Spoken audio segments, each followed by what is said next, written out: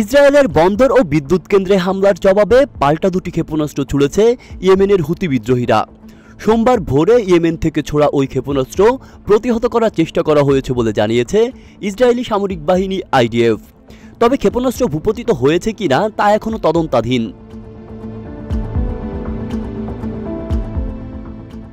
ইসরায়েলের জরুরি পরিষেবা ম্যাগন ডেভিড অ্যাডম জানিয়েছে, কেউ আহত হওয়ার বিষয়ে তাদের কাছে এখন পর্যন্ত কোনো তথ্য নেই। ইয়েমেন থেকে ক্ষেপণাস্ত্র ছোড়ার পর জেরুজালেমের দক্ষিণে বেশ কয়েকটি বসতিতে সাইরেন বেজে ওঠে। এসব এলাকার মধ্যে ছিল এটজিওন ব্লক ও হেব্রন।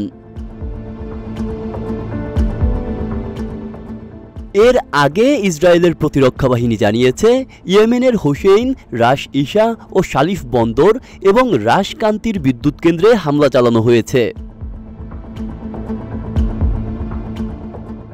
হুতি নিয়ন্ত্রিত আল মাসিরা টিভি জানিয়েছে, ইসরায়েল হোদাইদায় একের পর এক হামলা চালিয়েছে।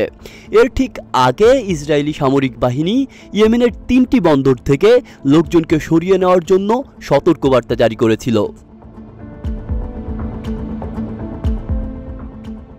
এদিকে ইসরায়েলের গাজায় আগ্রাসনের প্রতিক্রিয়ায় রোববার ইসরায়েলের বেন গুরিন আন্তর্জাতিক বিমানবন্দরে নতুন সামরিক অভিযান পরিচালনার কথা জানিয়েছেন ইয়েমেনি সশস্ত্র বাহিনীর মুখপাত্র ইয়াহিয়া সারি।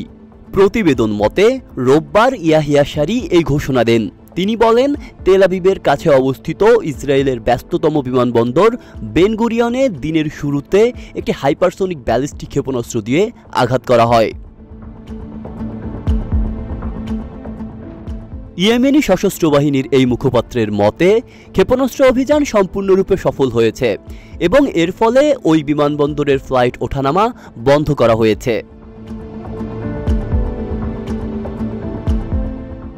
গাজায় ফিলিস্তিনিদের বিরুদ্ধে ইসরায়েলি আগ্রাসনের প্রতিশোধ হিসেবে ইয়েমেন কয়েক দফায় বেন গুরিয়ন বিমানবন্দরে ক্ষেপণাস্ত্র হামলা চালিয়েছে। আব্দুল্লাহ রফসান জনি, ঢাকা প্রকাশ।